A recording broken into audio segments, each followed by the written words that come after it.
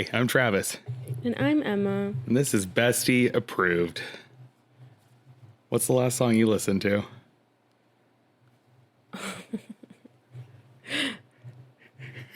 I was really tired this morning. Okay. And I needed... Honestly, all I was doing was getting coffee and driving home.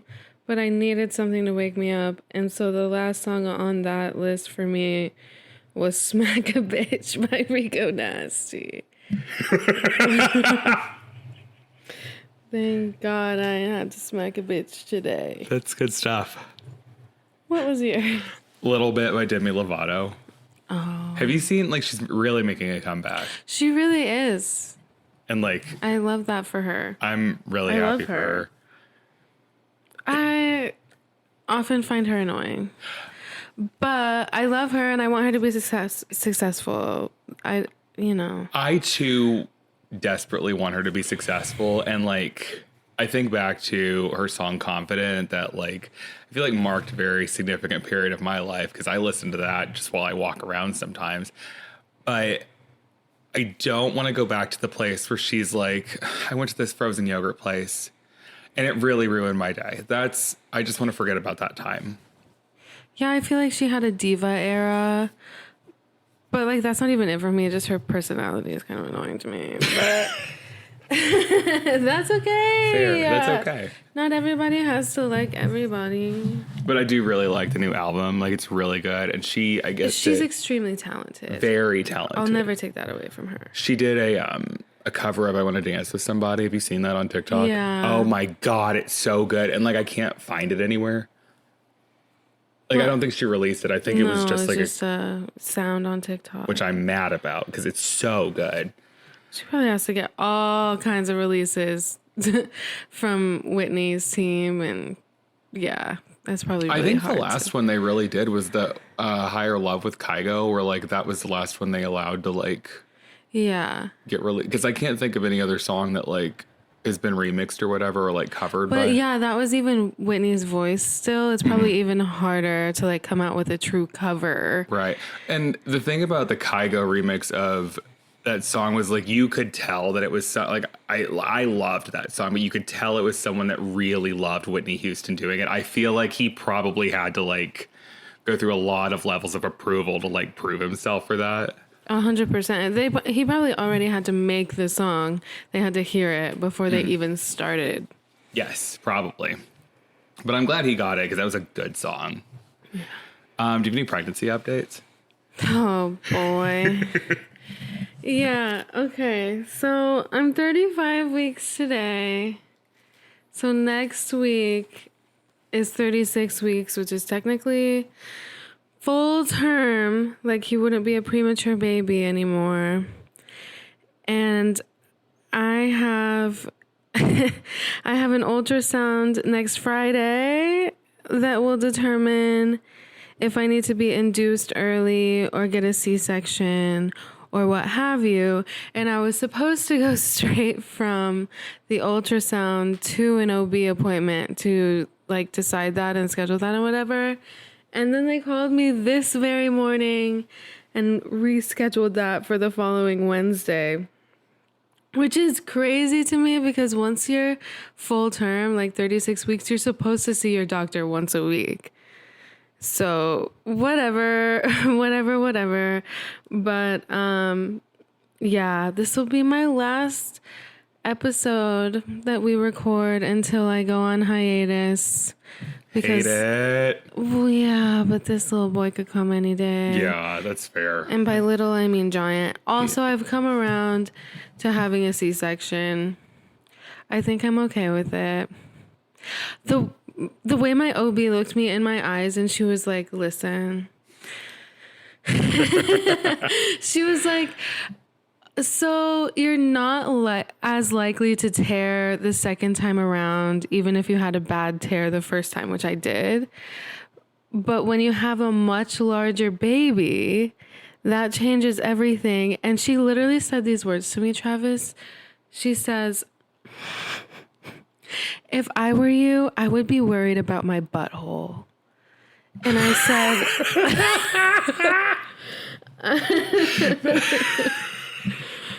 And I was like, okay, yeah, perhaps a C-section.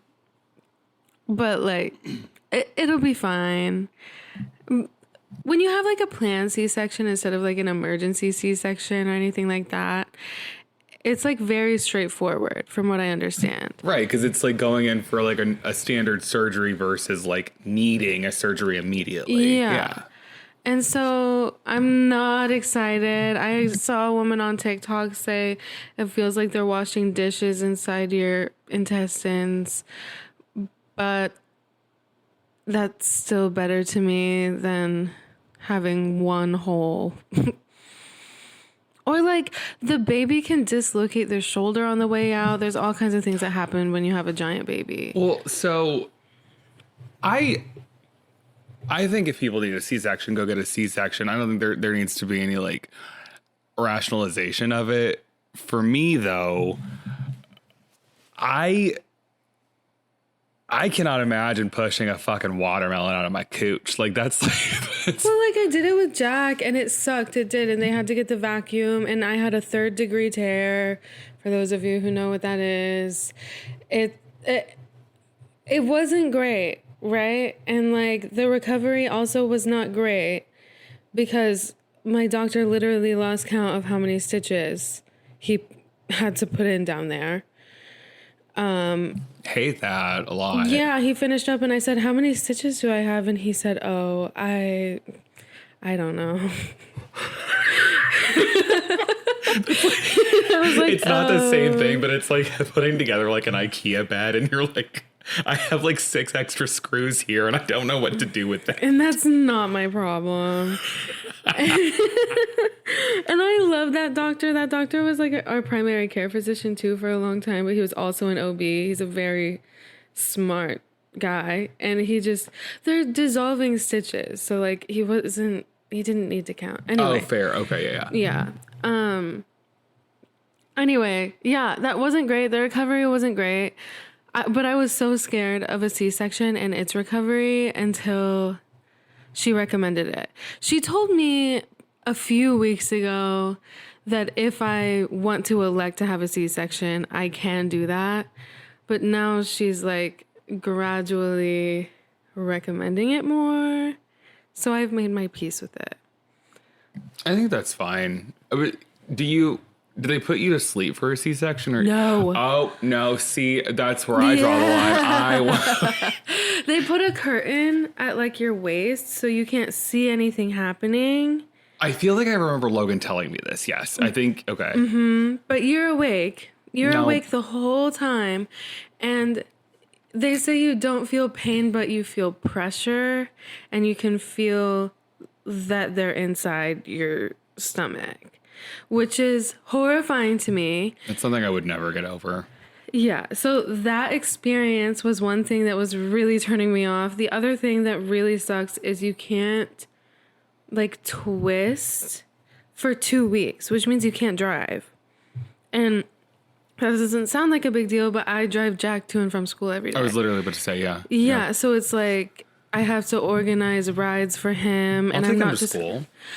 Lots of people will, and Yeah. I'm sure that I'll organize it all and it'll all be fine and great. It's just like The anxiety of all of it. yeah. And there's like a whole thing in my mind right now about not wanting Jack to suffer because if this is like a good experience for him, he'll feel better about having a brother and sharing attention and that type of thing.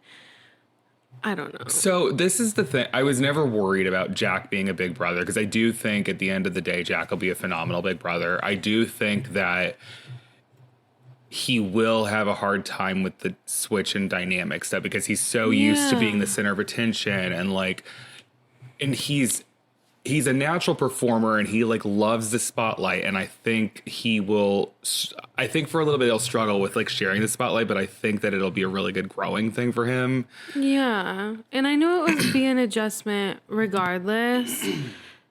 And that's why I don't want to make it so he's like late to school every day too and has to go to the office because whoever was supposed to pick him up in the afternoon was late too and all of that because I just feel like that'll stress him out more Sure. and he'll just not have a good time. So I'm stressed about that right now, but that should only last for 2 weeks, and then I'll be able to drive again. But I still won't be cleared to like exercise or anything for. It's months afterwards, right? Well, I thought so with a C-section, but apparently not. It's like 6 to 8 weeks. Like, is it like you know how when they like replace your hip or whatever, like, or any surgery, like with a knee replacement or whatever, they want you up and walking like almost immediately after? Is it one of those kind of situations where they're like trying to get you back into things quicker than like you would think is normal? No, 6 weeks is the same amount of time for giving birth. Okay. Vaginally, for lack of a better term. And I thought you went from like a 6-week recovery to like a 6-month recovery if you got a C-section, but apparently that's not true. Huh. I don't know. I'm sure it takes a long time for that incision to heal all the way through, though, because they like have to cut through the muscle. They're like in there. Yeah. Yeah. Like you're literally getting chopped in half. So that's the update. Also, this man has his head like in the circle of my pelvis, and it hurts so bad. Ew. It hurts so bad. Baby August, what are you doing? I know. He like won't move up. And actually he can't move up because he will have both his head and in my pelvis and his feet kicking my ribs at the same time. I have to tell you, the miracle of life is truly a miracle. I'm so happy. I love him so much. But God damn it. Why does it have to be so hard? You would think we would have evolved to make this easier. But no. No. Even God hates women. Cut that out. I don't mean that. Okay. So speaking of babies, have you seen... And this is like a common thing that like pops up on my TikTok is these seed oil fucks going into like a Meijer or a Kroger or wherever and telling people that baby formula is basically poison and like you're going to kill your baby. Have you seen these? No, but that really pisses me off. Did you watch the TikTok that I like put in the link? Yes. Did it piss you off? Yeah, because here's the thing. With Jack, I tried to breastfeed. I wanted to breastfeed, and I couldn't. So if all formula is poison, I have two sides of this. With Jack, this is what happened. If all formula is poison, your solution to me is to either pay hundreds of thousands of dollars at the end of the day for someone else's breast milk, which is weird to me, and I didn't have that. I didn't have any money at the time. Or number two, starve my child. Like, are those your solutions for me?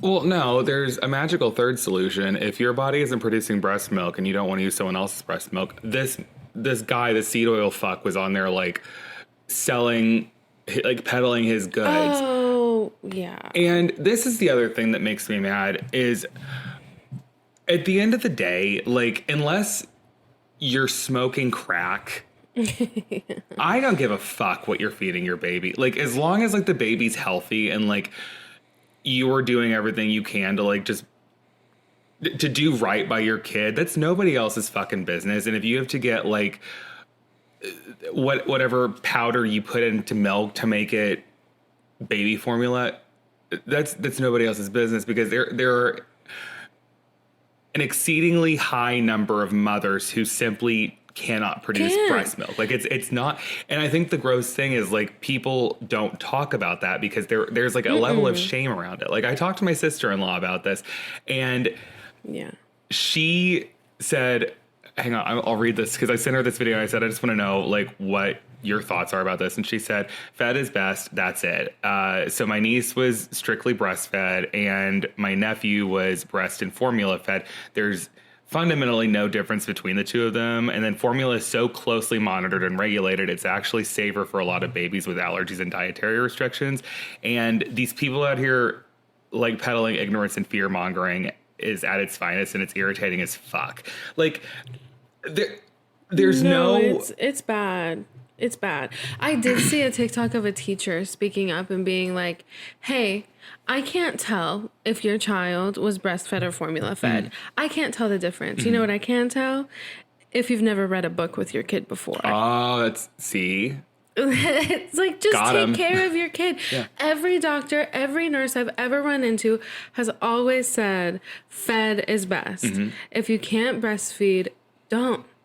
And I cried and cried and cried and cried when I couldn't breastfeed Jack anymore because, like, my supply just ran out. I was under undue trauma with his dad, and the stress was insane, and I literally just wasn't producing breast milk anymore. And, like, you don't even need to have that excuse. Whatever it is, if you're just not producing milk for whatever Or if you reason, just don't want to breastfeed your kid, like, that's okay too. There are some parents who never even try to breastfeed. Yeah. And that's fine. Why are we telling them what to do? Yeah. I don't understand it. From the other side, though, Kenny doesn't like seed oils. We know this. We've talked about this. Which is mostly fine. You know, to avoid deep fried things because you don't like canola oil, whatever. Sure. Okay? So we looked at, because I think that I would like to have a can of formula in the house just in case something happens. And, like, I don't want it to be a whole thing where, like, I can't feed the baby. So we looked up, like, are there any seed oil free formulas on the market at all? There really aren't. You would have to import it from the UK. Okay. Which is crazy. But also, feed your kid. So here's... I want to know where the root of this seed oil argument is. Like, because if it's truly like, yeah, we don't want to be having a ton of, like, deep fried saturated fats, great. I can get behind that. I don't know if that's what it is. Or It's not. Like, it's something to do with, honestly, I tune him out so much and maybe I should listen to it. But it's something to do with the process of how it's created. It's something like a tablespoon of sunflower oil is like 6,000 sunflower seeds or something insane like that. And so it's like you're ingesting a lot of calories and carbs that you're not meaning to. I don't know. Listen, whatever. I'm not going to tell people what to do. If you don't want to eat seed oils, don't. But, like, if a baby needs formula, we don't have any other option right now. Right. So feed your kid. Yeah. That's where I'm at with it. Fed is best. And that saying, by the way, is a riff off of people who used to say, breast is best.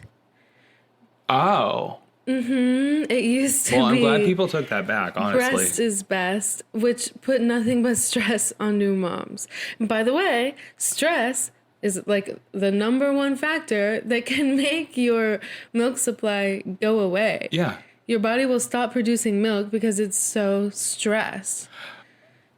I have to tell you, I don't know. I know I was not breastfed. I know none of my cousins were breastfed. I know Zachary wasn't breastfed.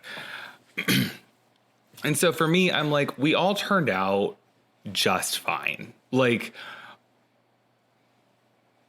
I like the whole argument for me is to like put this like image of like what you think a mother should be is like a baby factory and like only taking care of her babies. Like, I think it comes from a deeply misogynistic place, and I don't like it. But I do appreciate that there's her name is Dr. Jess, and she's a real doctor out here, and she's like kind of combating all these seed oil fucks like in the baby formula aisle. And like, I really appreciate that she does that, because I do think it's a message a lot of moms need to hear. Like, hey, you're doing your best, and that's okay.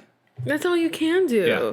And listen, props to the moms who go back to work when their baby is 6 weeks old and take time out of their day to pump. That's insane. And I'm so happy for you, and you are really doing the thing. That does not take away from moms who have decided formula is best for them and their baby. Because the other thing is, if you're up pumping every 3 hours all night long, then baby has a tired mom. And I thought we didn't like that either. So, like, come on. See, this is where I start to get mad at the argument because I'm just like, it doesn't matter what women do. You're always You're not doing it something right. wrong. Yeah. And that was, pisses me off. Yeah.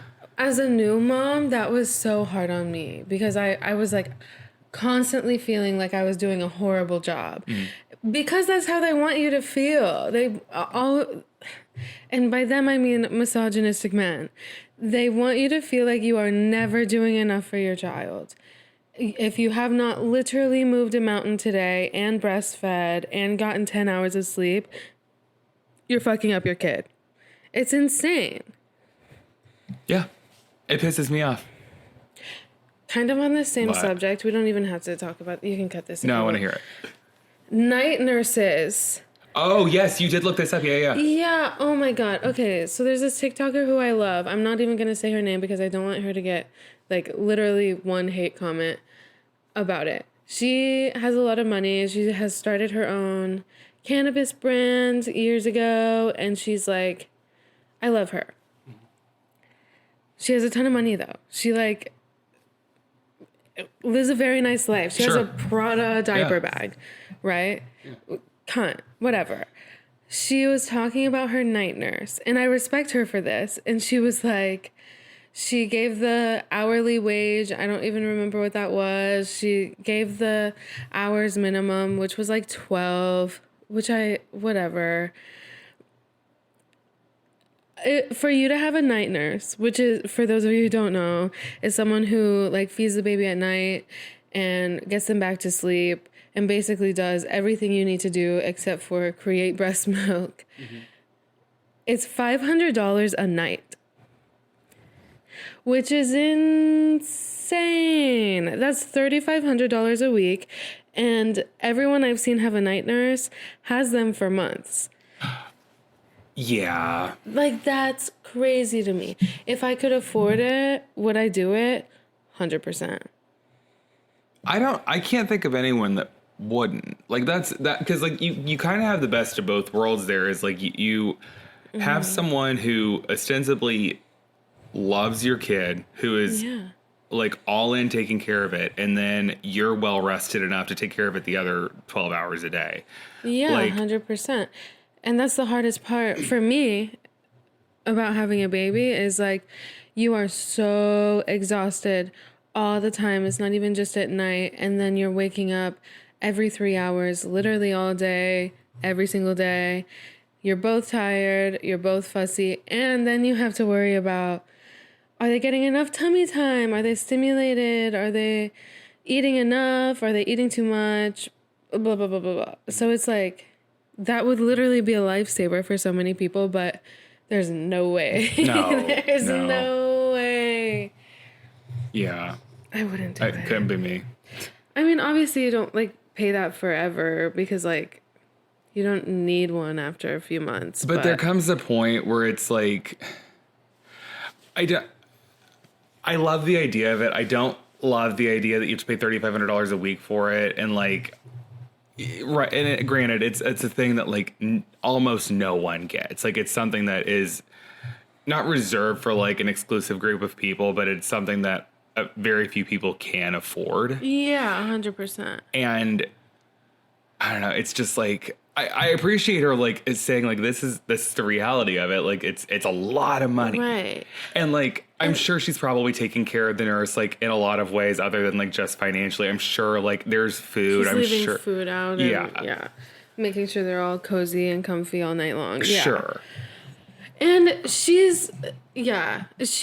also, I feel like, needed to do that because she has like had such a quick recovery. It feels like she's already taken her baby out a few times when the baby's like a few weeks old, and she's like going back to the gym doing very light exercise when the baby's only a few weeks old.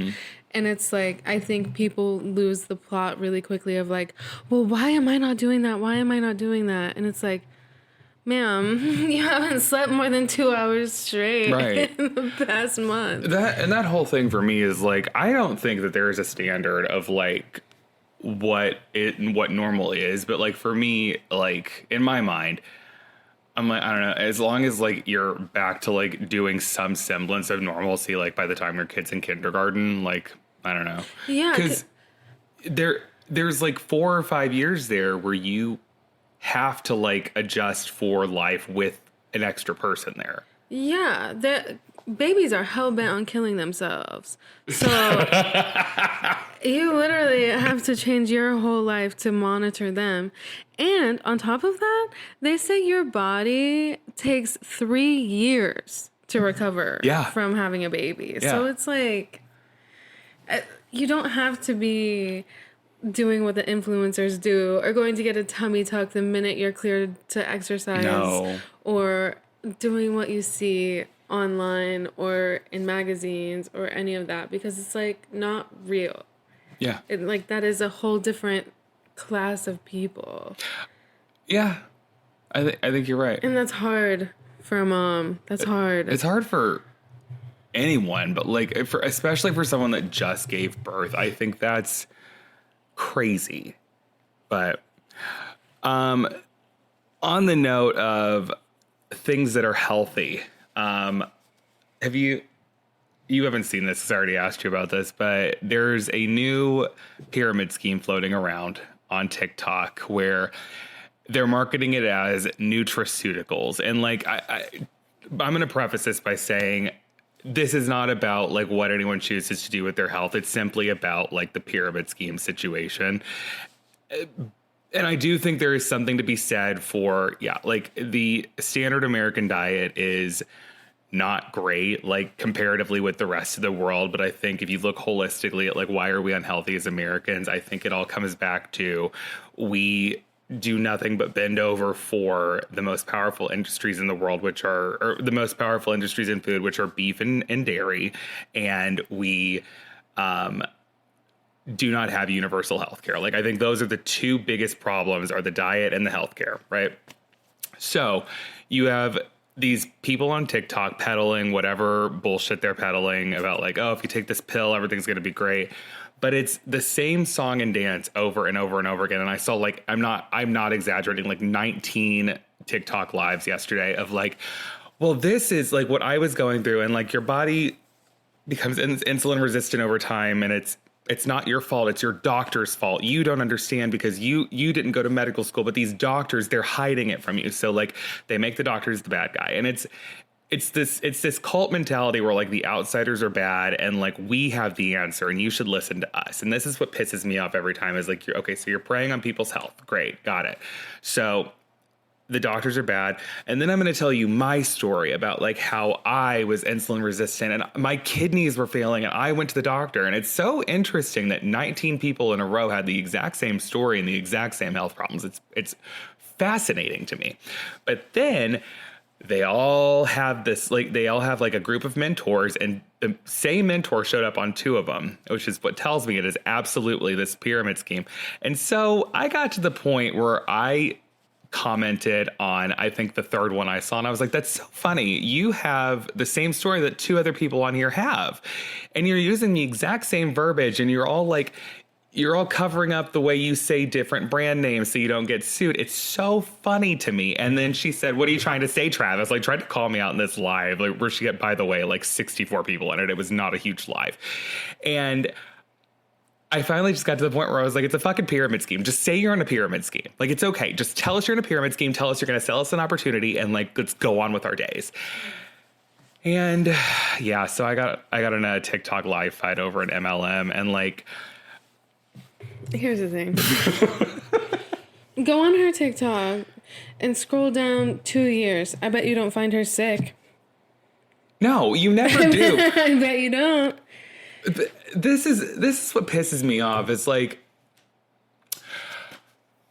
we used to work with someone like this who would tell a very emotional story. And you know exactly what I'm talking about, where it was to sell long-term care insurance. And it was, I'm going to tell you this story about like how this person was on death's door and I sold them this long-term care policy and then it changed their family's lives. Do you know what I came to figure out? wasn't true. That story was bullshit. Of course it is. Like, that person didn't exist. I'm sure they didn't. I never thought they did. Like, here's the thing. I don't have anything against salespeople. Salespeople try to sell, whatever. I do have something against you using sickness as a scare tactic. I agree. In order to sell something. There has to be a way to sell your liver pills or whatever the fuck and peddle them out without pretending that you used to be chronically ill. Because there are people out there who are literally chronically ill and looking for any type of solution. And here you are, Miss Dumbass, promising them something you cannot deliver. Right. Well, and that's the sick thing that like makes me so mad is like you're not even marketing to like fixable problems. Like, sure, some of these problems that like MLMs like do go after are fixable, but like the way these people capitalize on big black holes of money pits where it's like we at some point we can come back and say either A, you didn't do everything right, or B, the problem was bigger than we knew and we did everything we could, but like it's a problem bigger than us. And then they dissolve the dissolve the LLC and there's nothing to come after. It's sick. Like you were coming after people that are desperate for any answer and giving them nothing. MLMs should have stayed shampoo and caffeinated drinks. Yeah. Why are we trying to say we can fix people's health? It's insane. It's insane. But that's the other interesting thing is like they'll never say they can fix it. They say they have a solution to part of the problem. And this is where like the studying for the LSAT and like the whole thing comes in for me is like you start listening for these like key things of like, oh, you're like the woman I'm thinking of, like she kept saying Starbucks weird because she like it was blaming sugar for a lot of the problems that like come from insulin resistance, whatever. And granted, sugar is a problem. Like it is a big problem, but she kept saying Starbucks instead of Starbucks. So like she couldn't get sued by the Starbucks coffee company. Like they also do that all over TikTok as if everyone's going to sue them everywhere, or like TikTok's going to take them down if they say Target or something. Yeah. Like that's weird. Can we stop doing that? It is weird. And like, I think this speaks to a bigger problem of like, you know what you are doing is unethical. You on some level have to know 100%. There's liability here. There is some legal implication or there is an ethical concern here. That's why I'm dancing around it. And you're still willing to do it for money. You are a soulless fuck. You have nothing to offer this society and you're a bad person. Yeah, sorry, Queen. You need to go work at the Starbucks. Because this is not paying your bills. Oh, God. But yeah, that pissed me off. And then I fell down another rabbit hole. Did you ever watch that that documentary with Roberta Blevins about the leggings? No. I think it was on Amazon Prime. I like started listening to her podcast again because I was like, oh, I forgot how much I love learning about like cults and like MLMs because they're the exact same thing. Oh, they are. Yeah. And I like started listening to her podcast again and I fell deep into it. Like, but yeah. What else? What else is on the list today? Have you heard about the song about stealing an F-16? Are you on that side of TikTok? What? What are you even talking about? There's a song that, like, I'm going to clip it in here because A, I bought new software for the podcast. So like you're going to hear a lot more sound clips coming in. And B, I think it's because I'm on Blue Pill TikTok where it's like, oh my God, I just like didn't even see that bullet point. That's so weird. It's great. Okay. I'm going to let you listen to it for a second. How do I start an F-16? The question's real. I stole an F-16. Flip the master, all the lights begin to feel. I stole an F-16. I hate to be this person. What the fuck is an F-16? A fighter jet. Oh. So for those of you who don't know, it's a song where, and I think it's come out of like political discourse TikTok where like we're in a weird place societally, and I think like I don't know if someone said he was going to steal an F-16, but like quickly after the whole the militarization of ICE and all this, like we started getting, there's a song about stealing an F-16. There's a song about stealing an Apache jet. And like, they're so fucking catchy. I haven't seen these like at all. I could listen to them all day long. I love these songs. Oh, not my vibe tonally, but I get it. But you can see why I like it. Sure. You and I both woke up in fuck-ass moods on Friday. I wake up in a fuck-ass mood every day. I hate waking up, and also I can't sleep through the night. I wake up like 5 times a night. I will say last night, one of them was worth it. I woke up because Kenny was laughing and talking in his sleep. And Kenny does this thing in his sleep where he is speaking neither English nor Viet. It's just gibberish. Really? So he'll be like, it's like, what are you doing? Very entertaining. But yeah, I can't sleep through the night. And so I've been waking up in a fuck ass mood every day. But also I caught this cold flu thing that's going around. So yeah. So Friday, I don't know what my problem was, but like I woke up. Emma and I were supposed to record on Friday, and like, that comes after the Wednesday where we were supposed to record, and I was moving through the entire day believing it was Tuesday, and Emma texted me at 3:00 in the afternoon being like, hey, is everything okay? Are we still recording? And I was like, what are you talking about? And then like, I looked at my phone and I was like, fuck. Oopsie. And so I think that the bigger problem is I was 1,000%. Like I come down with like like it wasn't the flu, but they were like, I needed to sleep. And so we didn't record on Wednesday. I was like, let's record on Friday. Great. Pussy. Great. And then Friday rolls around. I wake up and I was like, I'm ready to kill someone.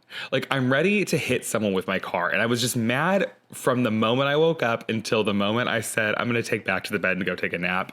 I sleep for 6 more hours.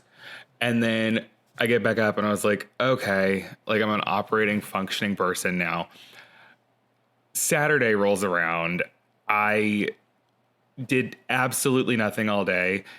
Yesterday, I get up at like 9:00 in the morning. My dog's being too cute. I just tell him I love him so much. And I was like, let's go get this day. I take Boomer to my dad's house to like, so he can hang out with my dad and my dad's dog. Cause like, that's his favorite place. And I said, let me go get something to eat. Like this time, by this time, it's lunch-ish time. I go get a little to-go meal from Texas Roadhouse. I went back to bed and I slept for 7 more hours. I wake up at like probably 9:00. And I go back to my dad's house. I get Boomer and we just go back to bed. And And I love that. I don't know what my problem was though. Like You're sick. What do you mean? Maybe. I don't know. I don't like to accept that I'm sick. Everyone in the Indianapolis area right now has this virus. And I mean everyone. Everyone I've come into contact with at least knows someone who is sick right now. Mm-hmm. And it's insane. And that's definitely what this is. I will say the highest my temperature has gotten is like 100.9. It's not been like crazy. I'm just also pregnant, so I hate coughing and sneezing and all of it. I hate everything. I'm at the point in my pregnancy now where when I'm backing out of my driveway and a car is going down my road, I have to take a deep breath. I'm so angry. I get that. Like, I'm so tired and I'm in pain all the time and I'm just like waddling around. I've had enough. We're almost there. Why are you on my street? How'd you get here? How did you get here? Please. And I'll be damned if I'm going to back into my driveway. No.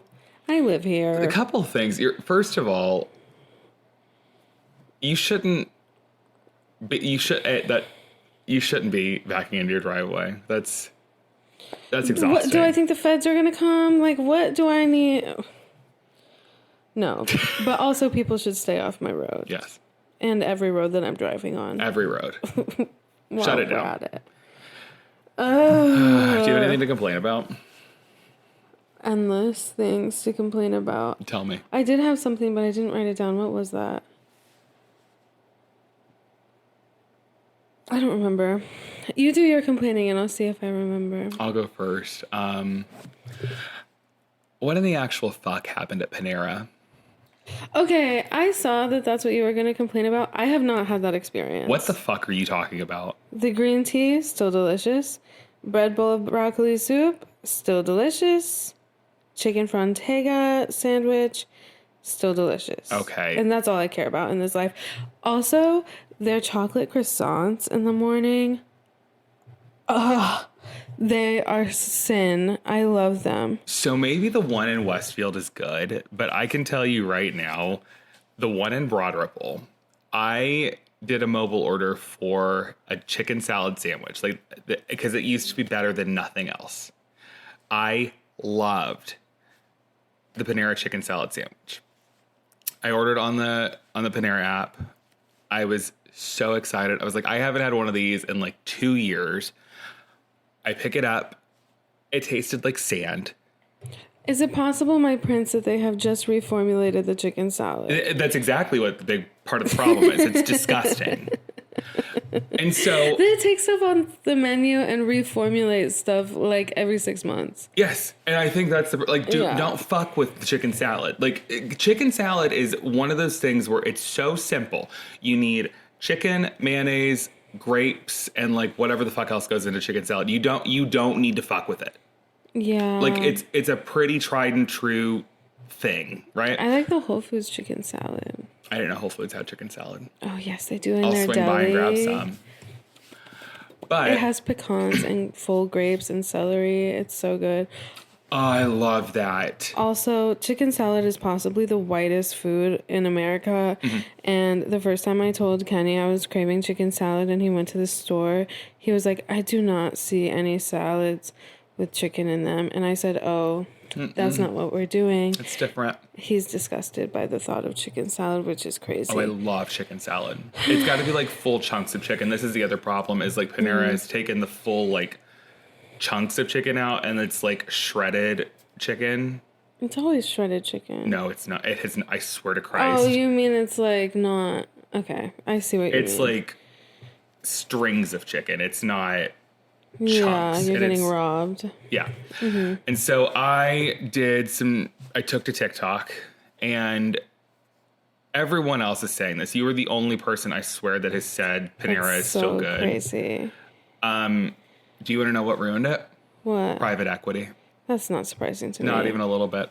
Someone came in and acquired so Panera has two different business models. They have it's like what a lot of fast casual food places do, where you can have a franchise or or a corporate owned one, and a lot of them have become franchises. But the Panera brand was bought out by a private equity firm, and that's what ruined fucking everything about it.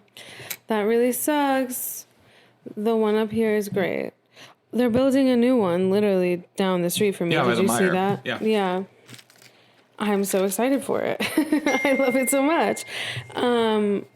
I love Panera. It is comfort food for me. And so if either of those Paneras start not being good, I will die. I will pass away. It's infuriating. Also, I loved their heart attack lemonades. I loved them. I never tried them. But also, I'm pretty sure I have undiagnosed ADHD, and so they did not make me bounce off the walls or have tachycardia. Yeah, So- babe, you were 1,000% ADHD. Right. So, like, they didn't do anything to me.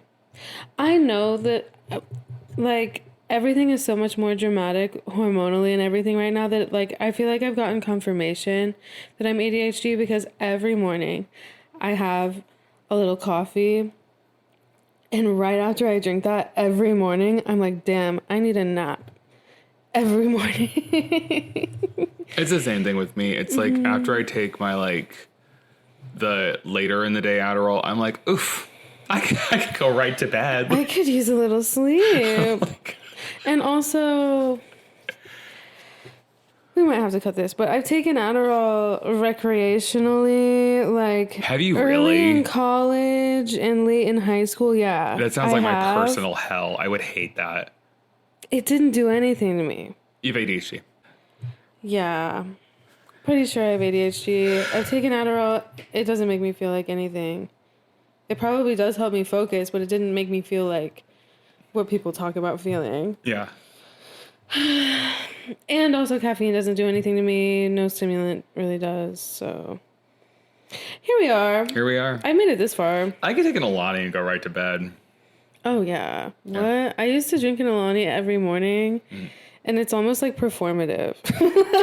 Like, I don't... It doesn't do anything to I'm me. 1,000% one of those assholes. It's like, I really just like the flavor of it. Because, like, and I know part of it is the fact that, like, I have to have built up, like, some level of tolerance to caffeine. Because, like, there's no natural person that can walk the face of this earth and drink 200 milligrams of caffeine and nothing happens. And they don't have some caffeine tolerance. Like, that's fucking insane for me to say out loud. Well, I've had a caffeine addiction since I'm like 15. And I think I was drinking caffeine so much when I was a teenager because I needed it to focus in school. Well, it's what comes first, the chicken or the egg, right? Like, where it's like, oh, caffeine like helps me calm down. Like, oh, now caffeine does nothing to me. Because I remember I went to my doctor one time and it was the nurse practitioner that works with my doctor, and she's incredible. Like, she's one of these people that's like, let's look holistically at you as a person rather than like attacking whatever problem you're in here for. And I think she's so incredible for that. But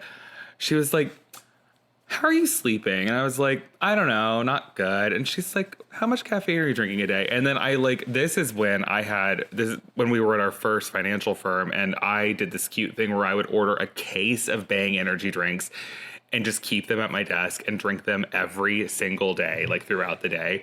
And she was like, do you feel that maybe that might be part of your problem? And I said, You cannot convince me. I said, who the fuck are you? Did you go to medical school? Okay, nurse practitioner. Okay, Dr. Allie. Yeah. I don't know. It's hard, but also there are people who follow those rules. Every time Kenny goes to Starbucks, like on the weekends, and he like, he fasts, whatever. He'll break his fast at like 11, and so he'll get in line at like 10:45 or whatever, and he's like, why are there so many people in line? You're not supposed to drink caffeine after 11 a.m. Nobody's going to sleep tonight. And I'm like, oh, buddy. Kenny. There's a whole world you know nothing about. Kenny. There's a whole... I will tell you, I downloaded the Rise Sleep app, and like I started like paying attention to the like tips it was giving me just to like help like improve my sleep quality. And the way that it's like, stop drinking caffeine now, and it's like 11 o'clock or noon. And I'm like, how does someone do that? Well, yeah, so it is like a proven thing. Caffeine has like a half-life or whatever. So you're still feeling the effects of the caffeine like 12 hours later or something insane. But it's like, shoot me.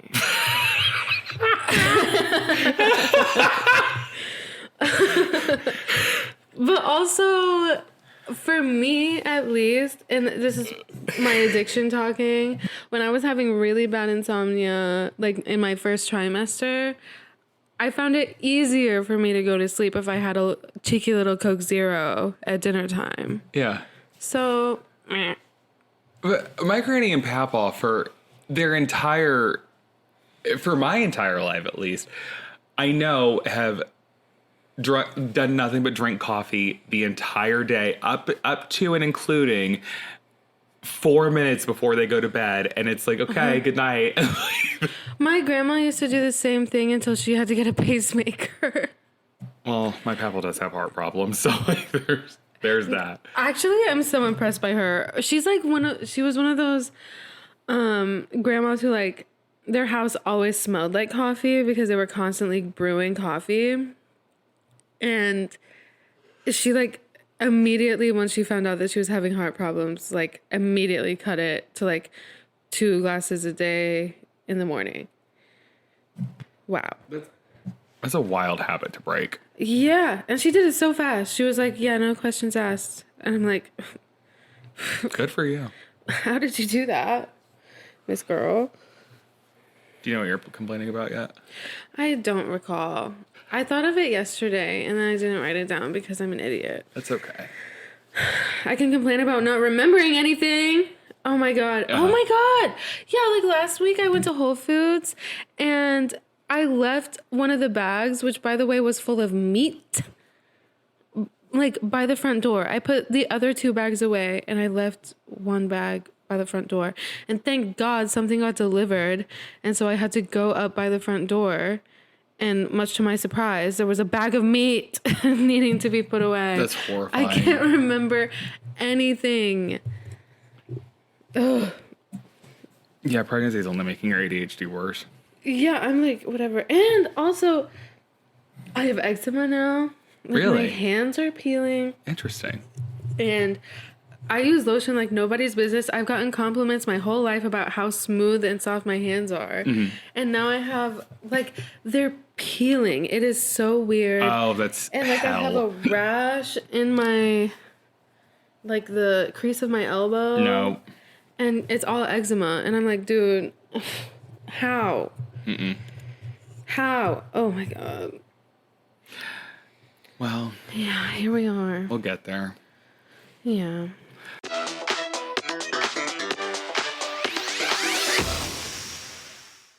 Your holidays might be chaotic, but your bed doesn't have to be. I'm really into Cozy Earth's bamboo sheets right now. They're ridiculously soft and they'll keep you cool all night. Oprah and Kris Jenner are both huge fans, and you'll see why. You get a 100-night sleep trial and a 10-year warranty, so you really can't go wrong. Dear listener, right now, you all get 41% off of anything on their website. Just go to CozyEarth.com and use the code BESTIE at checkout. That's CozyEarth.com, code BESTIE.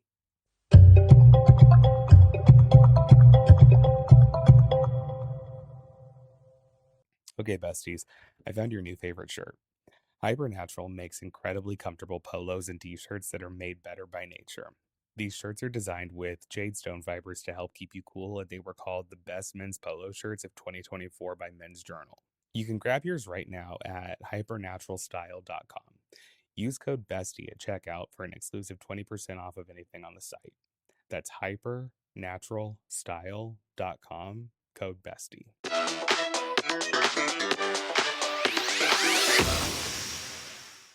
You ready for Reality Roundup? I am ready. So season 3 of The Secret Lives of Mormon Wives starts on November 13th, and they're dropping all 10 episodes at the same time. Oh, thank God. I'm so excited.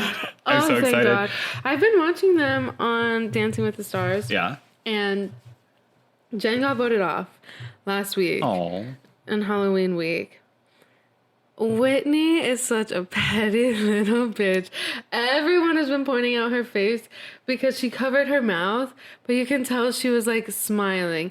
And here's the thing, from someone who cannot hide their facial expression, Same. It could be that she was just like uncomfortable because she knew everyone would be looking at her. Sure. And I can see myself doing the same thing, but it does not look good. Can I? You know what I mean? Can I just tell you something? I think back to the reunion where they both found out they were going to be on Dancing with the Stars. Mm-hmm. And I remember, I think, because they announced Jen first. And I remember Whitney, you could tell she was heartbroken. Yeah. And in that moment, I was like, Whitney is a dancer. This is what Whitney enjoys doing. Like, this is like, I think this is like her. She grew up dancing. Yeah, right. But I think this is her like ticket to like validity or something outside of reality TV. And more reality TV. What? More reality TV. It's still. Yeah. It's like, no, okay, I know, but it's like, yeah. Some level of legitimacy, right? I think that she's just glad she made it further than Jen. That's fine.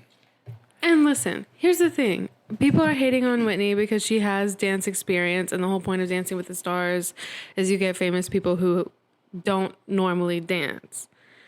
And so people are like, how boring. Of course she's like doing the best out of everyone, basically, because she grew up dancing. Like, duh. But like, Now people are hating on her because she and her professional, Mark Ballas, who I love, said that they were going to do like a giveaway thing. And then they had to come back and be like, actually, we're not allowed to do a giveaway because ABC said we couldn't. Like, they didn't clear it through ABC in the first place. And then, you know, people like live vote, like they vote from their phones and their computers and stuff. And so people are like, they're buying votes and blah, blah, blah. So she's getting tons of hate right now. This is, in this day and age, and especially people like Whitney who have to have some level of understanding about like what it takes, because none of this stuff is just like an influencer coming out and saying, oh, I'm doing a giveaway. It is 1,000% a corporate sponsorship, 100% of the time. And for Whitney to not think that all the way through is wild to me. Like, you should know better than anyone the ins and outs of what goes into that.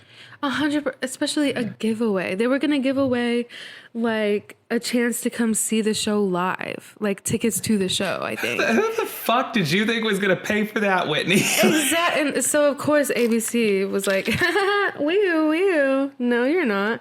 And so they both had to like get on TikTok and be like, we're so sorry. I don't know. So they also punished her for it because when they do eliminations at the end of each show, they don't do it in like highest to lowest. They do it in random order, saying who's safe. And they, and then when they have 3 couples left, then they say who's going home.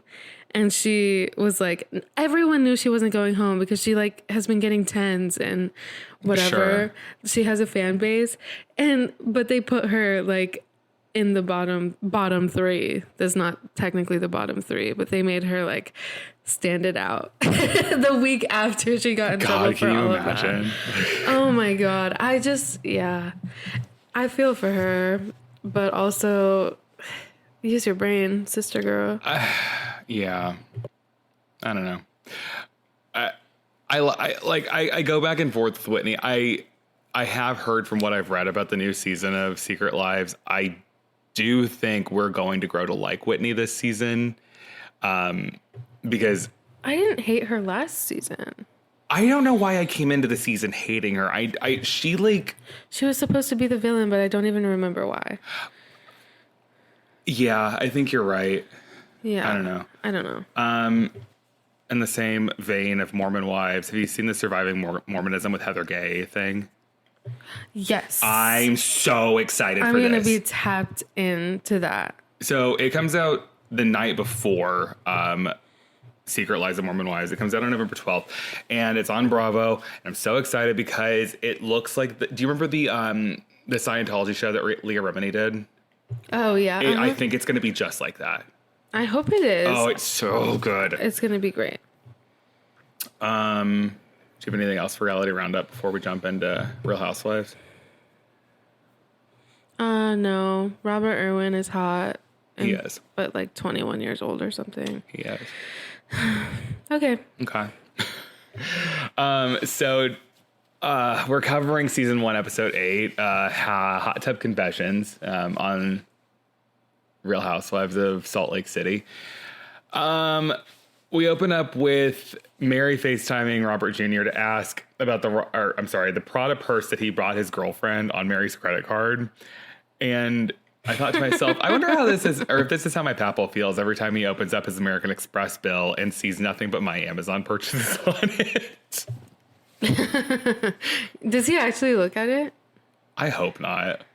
I feel like he just pays that. He's like, I don't want to know. I feel like he stopped. Yeah, like he's just sending the check. He's like, no. A long time. It's just like, let's call it a day, Travis. It's fine. And then we head over to the new location that's being built for Beauty Lab. And then Heather reflects on her success and like getting to where she is. And I'm really, really fucking proud of her. I love Heather. Love Heather Gay so much. Mm-hmm. Meredith is at her store and Seth shows up while Meredith is on a FaceTime with Brooks. And Brooks sees another opportunity to make Seth feel bad about not being on the fashion show and immediately jumps on the cross. And I wonder how close together all this happened, because obviously, like when this was like filming or like when this was like showing on Bravo in real life, like this happened over the course of like 4 or 5 weeks. There's no way that this was more than like 2 or 3 days apart, because like you can't be that mad about it for that long. Like he just keeps talking about it. I don't know. He's pretty irritating. He was very much like, oh, there he is. The dad who hates me and doesn't support me. I know. Look at me on this cross. Oh my God. God. I don't know. I feel like maybe he did hold a grudge over.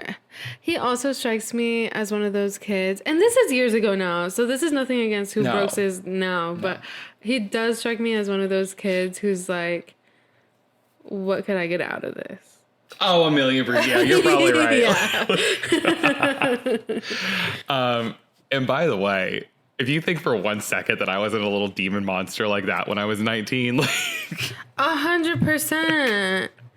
100%. Well, it's like, and it's whatever. I don't even blame him. He has 2 semi-wealthy parents. Yeah. His mom's on a TV show. He's like, I wonder how much I can pull out. I don't blame him. I don't know. I don't blame him for that. Yeah. The conversation between Meredith and Seth starts out super awkward, and we get to the good part where Seth asks Meredith to give him another chance to catch up to where she is emotionally. And I think that he has gone to therapy, because he does use therapy speech a lot. Yes. Yeah. Not in a bad way. No. But I think he's doing it in a way that's like, I'm trying to grow from this. And like something that I really love that he said is, he goes, how are you processing what I'm saying? Because he's like checking in with Meredith. And like, I do think, say what you will about Seth and Meredith and like where they're like the couple of turns their marriage took, I do think they are 2 people that are good together. They work together. And I think that this was us seeing like the work that goes into making a relationship work after it's like been in bumpy waters. Yeah. And I also think that Seth is like the perfect guy to do that with Meredith, because she can be, love her to death. Mm-hmm. She can be a bit closed off and ambiguous. Mm-hmm. And I think Seth is a good guy to be like, no, really, like, how are you feeling right now? Right. Dead ass. Yeah. I love that. But I also, and like, I think you're right about her like being closed off, but like, I think she's one of these people that's like, when she says I'm disengaging, like she's very serious about that. She's like, no, like yeah. I'm done engaging with you as a person. And I think Seth has like really put in the work of like, let's climb over this wall. And I love that about him. Yeah. It also makes me sad, because I'm like, what happened to her to make her protect her peace so hard? You know what I mean? Yeah. Like, I wonder, like, I don't know. Yeah. But the long and short of it is, Meredith talks about how she realized she really missed Seth during the separation, and she doesn't want life without him. And I love where they're at. And like, obviously I've watched every one of these episodes 10,000 times. So like, I love where they're headed. But in this moment, like it did, like the first time I watched this, it like gave me a little like beacon of hope, like, oh, they're going to be okay. And I'm glad that like at some point we get confirmation of that. I also got the vibe that Meredith was a little uncomfortable. Like the weird vibes were there because she knew cameras were watching her and she was about to be a little bit vulnerable. You know what I mean? I think those are the best housewife moments though. 100%. I just think it's not necessarily weirdness between Meredith and Seth. It's more, oh man, I'm about to say something very real and the cameras are on me. Yeah. You know what I mean? Yeah. That's the vibe that I got, at least. That's fair. I don't know. But I also think in the first season of Housewives, because the like behind the scenes they do talk about this, where like you're very hyper aware of the cameras the first couple of seasons, but like that's why they talk about like season 3 Housewives are really where they hit their stride, because you forget the cameras are there and you're just yourself. Well, just like anything, like any job or anything, you just like get comfortable after a while. Sure. And it's like I've already done so much shit on this channel that is Bravo. Yeah. I like, what are they gonna do to me now? Right. I don't care.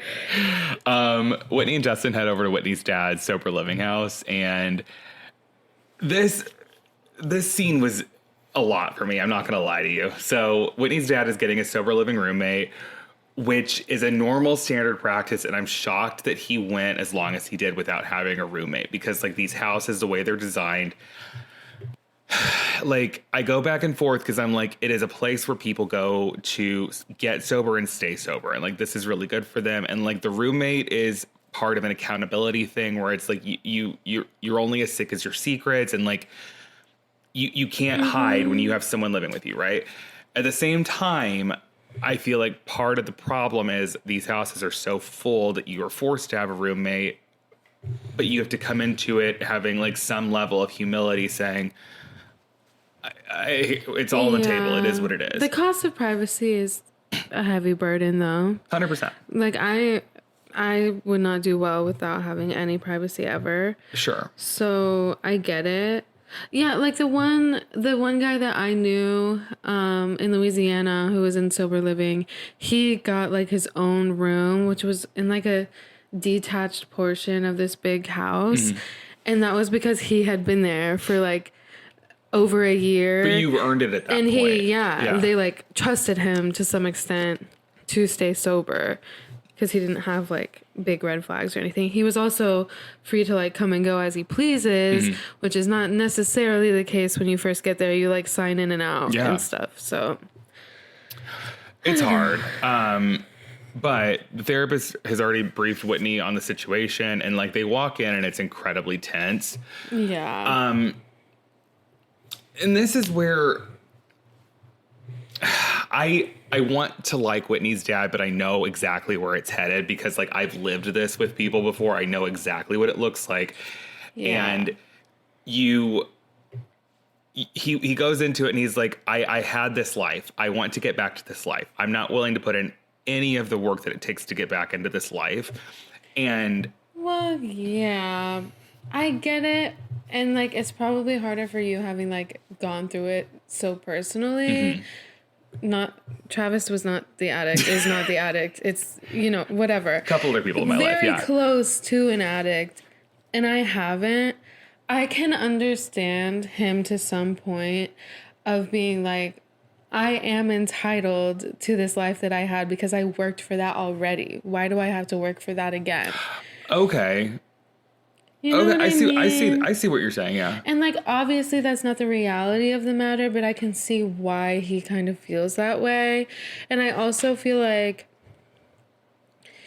this isn't really like his personality. This is like him going through a really, really hard time mentally. And a level of denial that he's in that. Right. Right. Because I don't think anyone wants to be like, oh, yeah, I'm a crackhead. You know what I mean? Or like, whatever. And I think that's the hard part is like, it happens so quickly. Like any family that's ever gone through this, you will never meet anyone that is more empathetic to this situation than I am, because like I know how quickly the wheels fall off. I've watched it and like and it's so quick where like you have an inkling that something is happening in someone's life and then like immediately it's like I'm arrested, I like overdose, something's going on. And like you blame yourself a little bit because you're like, how did I not see it? How did I not see the problem? But, like the signs were all there, and it's like you gaslight yourself almost. But also they're hiding it. Right. And of course they are. Right. But 100%. It's sad. It is sad. It is sad. But yeah, on the other side of that, you have no money, you have no job, you have no support system other than your daughter. And like you're saying, I want to do this again. I want to be a millionaire again. And it's like, the work that goes into that. You've done the work before. Right. And you know where you are now. Like, tell me how to get there. Do you know what, like, so... Yeah, no, it's going to be incredibly hard on Whitney, too, because I know that she sees a person we haven't met yet, because we've only met him, like, as an addict. Right. But she knows, like, what he is at his best, right. And so it's hard to even know where she's coming from, because we don't know him like that. And it's just hard to watch it all play out. It is. In this scene especially. It's like... I wish Whitney stood her ground a little bit more, but I am proud of her for I am too. what she did. I'm incredibly proud of her. But like the sick part, and this is what addicts do, is like they'll make everything else your problem. So like I guess Whitney's dad had made a list the first time he went to rehab. He had made a list of all the things he'd pay for her growing up.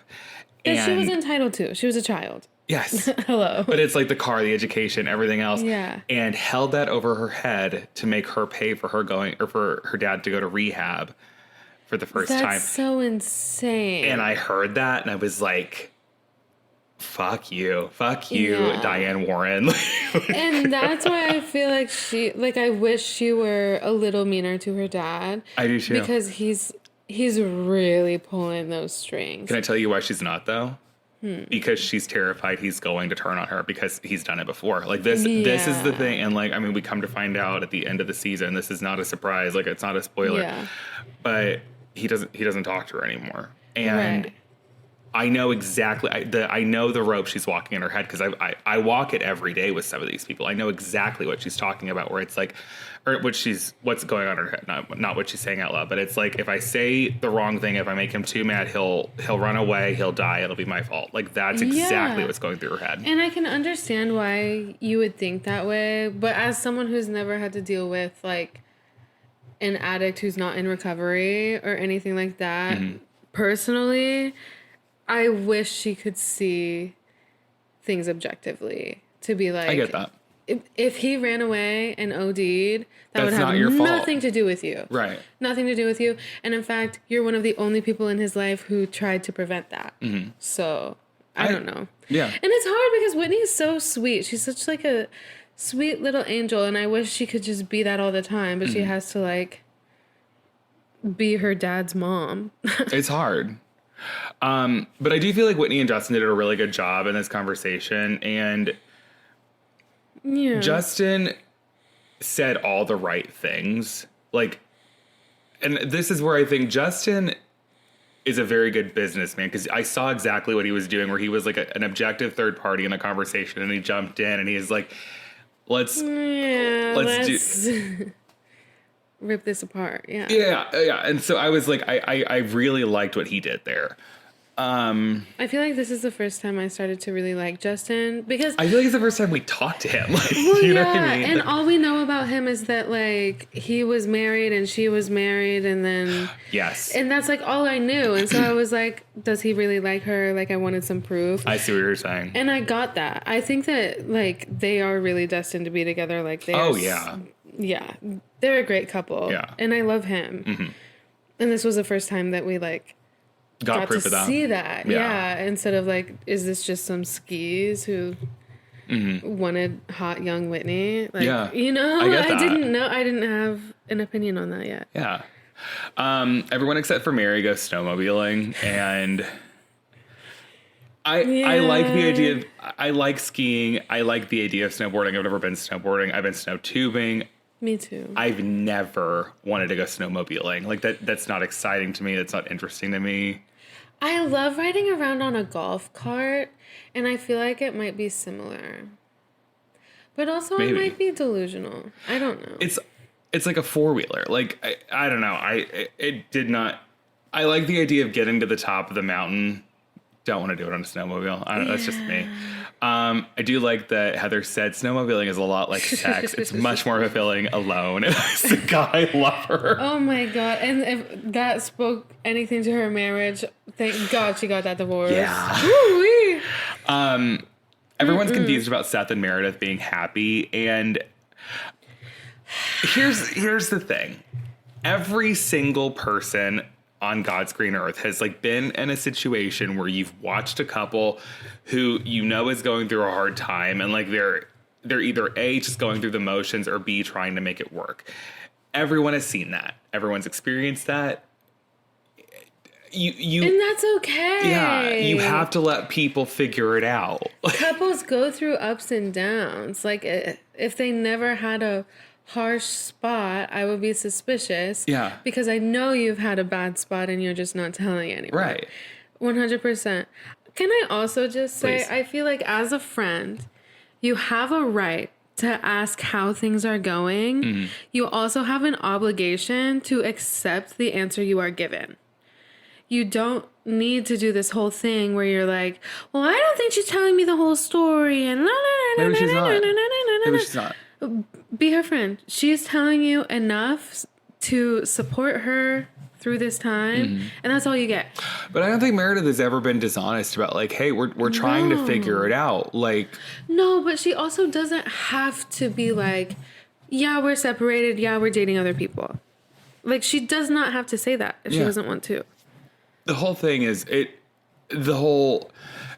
I could tell that it was like, we had nothing else to talk about in this scene. Let's like really hone in on this. Yeah, It bothered me, but Sharif talked about how he and Jen met, and I really, really like Sharif. Like, he's like silly and he's goofy, but like he's also like a good, strong husband. And I feel like for as much shit as Jen, as much shit as you can give Jen, I can tell that they have a very good, strong marriage. 100%. I feel like he does show, like, on TV, he like is very silly, very lighthearted, all of that. But like, you can tell there's like an intense side to him. 100%. Which he's a football coach, like duh. And also he's married to Jen Shaw, so you duh. have to be, yeah. Like, yeah. You're going to war. Yeah. So I can just tell, and I really like him too. And it seems like their kids are very like comfortable. Oh yeah. Around their parents, which I love. And then Whitney pulls Heather aside and tells her the rumors that Jen hinted at, and we found out that Jen showed pictures of Meredith with another guy to Whitney. And Heather's a real one, and she goes, we're not getting into that. And that's what I like about Heather. Heather's like, I don't care. Yeah, okay, great. Like, what? And I guess, like, to what end? To what end are you pulling out these pictures and... Like, here's my friend who's going through something with her husband. Do you think she's hot? Right. I don't think there's necessarily anything wrong with that. But also, I know Jen. I know that she was trying to be messy. Yes. I don't know. Like, Diva, the way you're out looking for truth... Let's wait until the middle of season 2 and see how into the truth you are. Like, come on, Diva. Like, please. And then we get to the last scene where everyone heads over to Jen's house for dinner. And I don't usually love the way wood grain looks, but I love the inside of Jennifer Shaw's house. Like, I think it is so beautiful. Like, it is a ski chalet. I love it. Yeah. I do love the, like, cabin, luxury cabin vibes. Yeah. For sure. Because you still have, like, floor-to-ceiling windows. Like, don't get it twisted. Yeah. Yeah. God, I love that beautiful. house. I really do. Sharif asked about the conflict between owning a liquor owning a liquor brand and being a Mormon. And Lisa really dances around that question. She goes, for me, it's different. Like, I'm a Mormon by choice. Like, the whole thing, it's like, and they get deeper into this as the seasons go on, because I think they were very scared to approach the Mormon dynamic. I don't blame them. In the Church of in the Church of Latter-day Saints, drinking, smoking, caffeine, sex before marriage, it's all completely off limits. Not caffeine, though, just coffee, because swig is fine. Hot caffeine, okay. Yeah. But there are very, very specific rules. And, like, I grew up in the Nazarene Church. The Nazarene Church and the Mormon Church, there are a lot of similarities there. Like, there are some things where, like, they break off into different sections, but fundamentally it's all the exact same thing, right? No drinking, no sex before marriage, the whole song and dance. And categorically, if you ask someone who truly practices any of these faiths, they will tell you, you cannot drink, you cannot support drinking, you cannot do any of it. Yeah. That being said, I go back and forth with this. Where, like, Lisa's so obsessed with being a Mormon, and that's common for people that have converted from religion to a religion because you're so committed to this thing. I don't care if she's a Mormon. I want her to be a Mormon. That's fine. The problem that I have with it is when people want to, like, dangle this thing in front of you, be like, well, this is a contradiction. And I'm like, religion's nothing but contradictions. Like, leave her alone. 100%. I feel like they were trying to come at it from an angle. By they, I mean the producers. 100%. I think they were trying to come at it at an angle of like, this is progressive. Look, you can be Mormon and do this. Okay, I see what you're saying. But also the way it read, I was scared watching at this point, like going into season 2, that it was gonna be like she's Mormon only when it suits her type of thing, and I wouldn't be into that show. You know, well, and they kind of did do that. Yeah, they did. And is that kind of true for her? Yes. Yeah. But I that's- don't care. I do think religion is a very personal thing. Yes. And if you find something that you connect with, go after that. And Sure. if there's something in your life that doesn't connect with that, that's fine. The thing that I will always appreciate about Lisa Barlow is she doesn't ever use the religion against other people. Like, she's never said, Whitney, you cheated on your husband with Justin. You're a bad person. Like, she's never once said that. She's said, like, Whitney, you do like attention a lot. You like, there's some other problematic things there, but like, I don't think it's ever rooted in religion. She loves gay people. She loves like tequila. She loves tequila. Like, she loves all that, but she's never said, well, gay, the church doesn't like you, so I'm not doing that with you today. Like, she's never once done that. She's also so close with Meredith and like comes over to her Shabbat and eats challah and all of that, like does all of that. So I feel like she's very, I don't know if progressive is the word, or like she's just open to new ideas. She's not Closed off in the way that I think you and I look at religion, and that forcing people to be closed off. Do you know what I mean? Yeah, and there are some people who are that way, but she's not, and I think that that's good of her. Yeah, I agree. But I don't know. Yeah, I was very scared watching this that it was going to turn into a whole Mormon thing. No, which it doesn't. I'm glad it doesn't. And then let's see where we at. The girls go out and get in the hot tub, and the guys play games upstairs.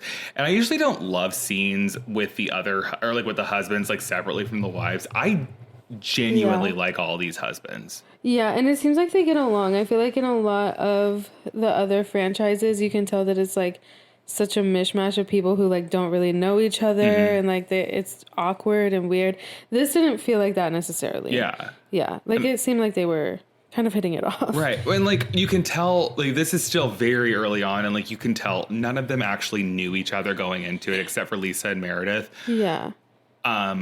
I do think that like all of these guys, like, there's no fucking ego about it. Like, I love that they're like, yeah, we're just all here hanging out. We're just guys. Like, I like all of them. Like, and I can see how that happened because all of their personalities kind of like allow for that. Like, I look at Sharif and Justin, who were like very heavy in this episode specifically, and it's like, yeah, of course they would get along. Like, of course, 100%. And I also like the dynamic between Seth and John, where like John is so like buttoned up and closed off sometimes, and Seth is so like silly, goofy. Yeah, like, and I feel like they could be friends in real life. Like, if you told me that they knew each other before Meredith and Lisa knew each other, I would 100% like acknowledge that. Yeah, but yeah, I don't know.